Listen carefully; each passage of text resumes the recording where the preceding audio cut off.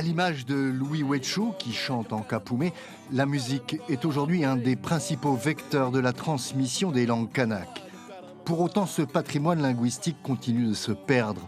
32 langues recensées dans les années 90, 28 aujourd'hui, et encore certaines, comme le Sitche, ne comptent qu'une dizaine de locuteurs.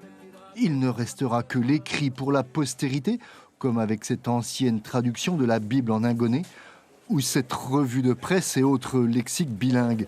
Aujourd'hui, les parutions se multiplient grâce à l'Académie des langues kanak. Le plus important, je pense, c'est les propositions d'écriture qui proposent une norme d'écriture, une standardisation de l'écriture de nos airs, enfin de nos langues à nous. Quant à l'apprentissage à l'école, il fait encore face à quelques incohérences.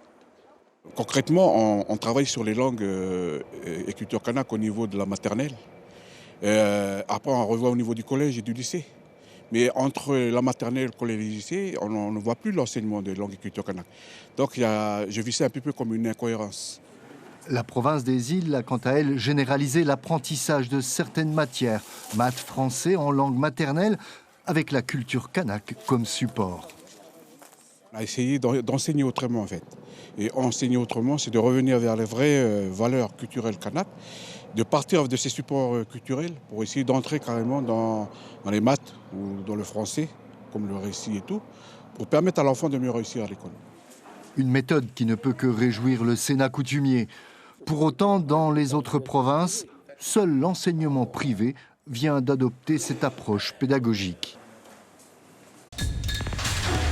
L'information en continu sur Polynésie la première, Internet et réseaux sociaux.